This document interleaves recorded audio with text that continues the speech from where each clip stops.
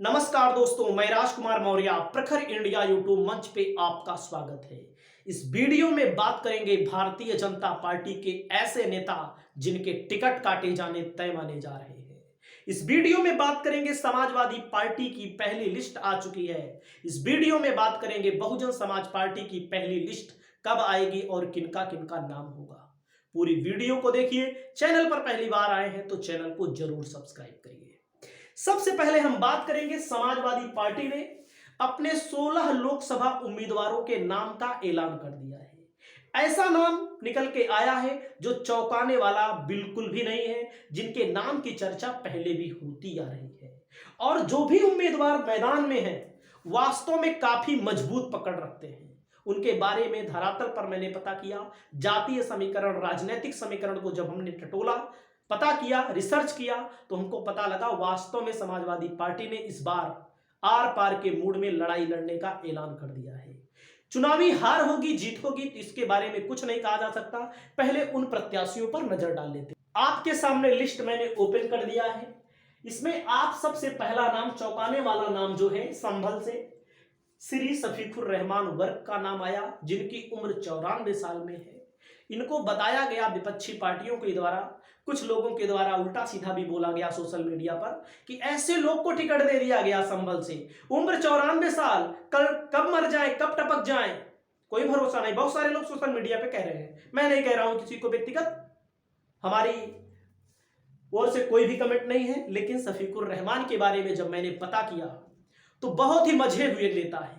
17 बार चुनाव लड़े हैं, 10 बार चुनावी जीत हासिल हुई है, 5 बार सांसद, 4 बार विधायक, और वर्तमान में जो लोकसभा चल रही है सबसे बुजुर्ग है। अब आप ये समझ सकते हैं, अपने बयानों को लेकर के सोशल मीडिया पे छाए रहते हैं, अपने बयानों के साथ साथ अपनी बातों को लेकर के कभी कभी अखिलेश यादव को भी नहीं बख्शते। लेकिन संभल लोकसभा सीट मुस्लिम बाहुल्य सीट है, जहां पर भारतीय जनता पार्टी विधानसभा चुनाव में केवल एक विधानसभा जीत पाई है।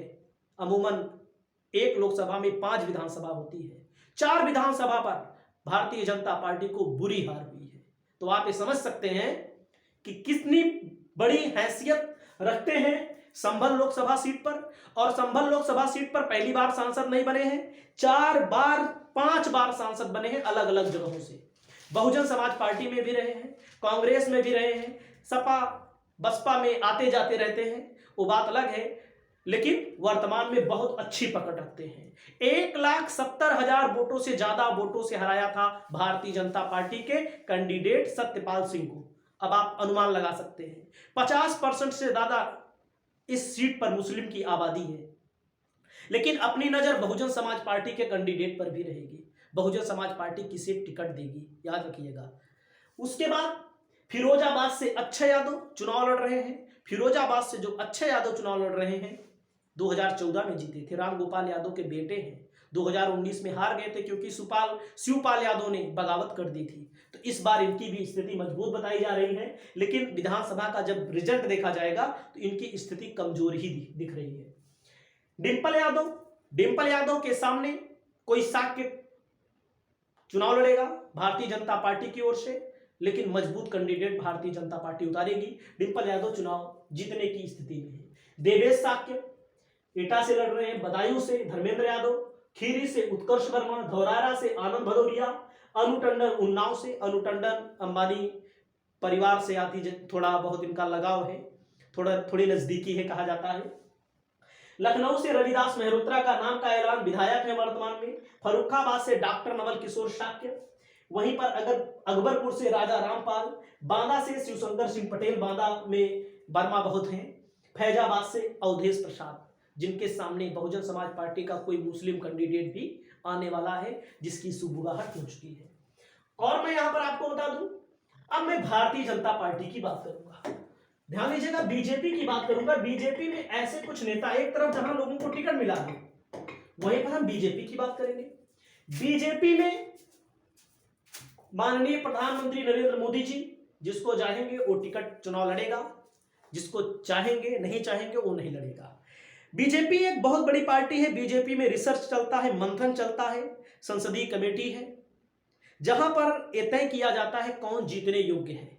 बीजेपी में ऐसा भी कहा गया है 70 साल से अधिक वाले सांसदों को मार्गदर्शन मंडल में भेजा जाएगा, लेकिन मार्गदर्शन मंडल में भेजा जाएगा कि नहीं भेजा जाएगा ये तो वक्त बताएगा।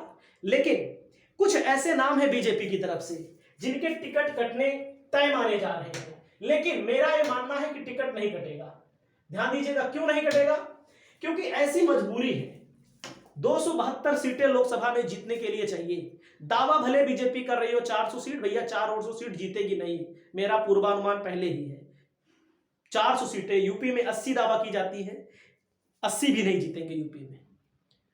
विधानसभा का आप आंकड़ा उठा के देखेंगे तो 80 लोकसभा सीटों के लक्षण नहीं दिखते हैं, 400 के लक्षण भी नहीं दिखते हैं। अगर बीजेपी 400 लोकसभा सीट जीत रही होती तो नीतीश कुमार जैसे पलटू राम को अपने साथ नहीं मिलाती। उसको भी पता है बीजेपी की दक्षिण में हवा खराब है, उत्तर भारत में हवा अच्छी करने का प्रयास है। बिहार में इसीलिए नीतीश कुमार को तोड़ा गया। हेमंत सोरेन के ऊपर ईडी सीबीआई का केस, इतनी तेजी के साथ हेमंत सोरेन के ऊपर इनाम भी रख दिया गया। आप सोच सकते हैं ऐसा क्यों? क्या बीजेपी में ईडी सीबीआई वाले नहीं है? सब हैं, लेकिन बीजेपी के साथ जो हाथ मिलाता है, सब कहते हैं, आम भाषा में कहते हैं, उसका सारा पाप धुल जाता है। वॉशिंग मशीन है बीजेपी। तो यहां पर मैं बात करूंगा 70 साल से ऊपर 56 ऐसे सांसद हैं जिनकी उम्र 70 साल से ऊपर है। लेकिन मैं उत्तर प्रदेश की खास तौर की बात करूंगा। यहां पर नरेंद्र मोदी जी 73 साल के हैं। क्या यह नियम उनके ऊपर लागू होगा कि नहीं होगा, आप हमें कमेंट करके बताएंगे। उसके बाद राजनाथ सिंह की उम्र 72 साल है। ऐसा कहा जाता है राजनाथ सिंह का टिकट काटा जा सकता है, लेकिन मेरा मानना है कि नहीं काटा जाएगा, क्योंकि राजनाथ सिंह एक बड़े नेता है। उसके बाद अच्छे लाल गौड़ 70 साल से ऊपर है। हेमा मालिनी 70 साल से ऊपर है, हेमा मालिनी को आप जानते होंगे। उसके बाद संतोष गंगवार बरेली से सांसद हैं। सत्यदेव पचौरी, उसके बाद Rita Bahuguna Joshi, general BK Singh Ghaziabad, Rajendra Agarwal, general BK Singh, Rajendra Agarwal, Ramapati Tripathi, Jagdambika Pal, यानी कि 8 ऐसे सांसद हैं। सॉरी, जो नाम मैंने बताया 70 साल से ऊपर हैं, लेकिन 8 ऐसे सांसद हैं जिनकी उम्र 67 साल से अधिक है। उनका भी नाम को लेकर के संशय बना रहता है, जैसे लल्लू सिंह है फैजाबाद के सांसद। उसके बाद मेनका गांधी हैं और वरुण गांधी हैं, इनका टिकट माना जा रहा है। वरुण गांधी भी 67 साल के नहीं है, मेनका गांधी का नाम आ रहा है कि टिकट कट सकता है। मेनका के बाद बृजभूषण शरण सिंह, साक्षी महाराज, बृजभूषण शरण की श्रीकार आप जानते होंगे, सुर्खियों में बने रहते हैं। तो ऐसे नाम मैंने आपको गिनाए हैं जहां पर भारतीय जनता पार्टी टिकट काट सकती है, लेकिन काटेगी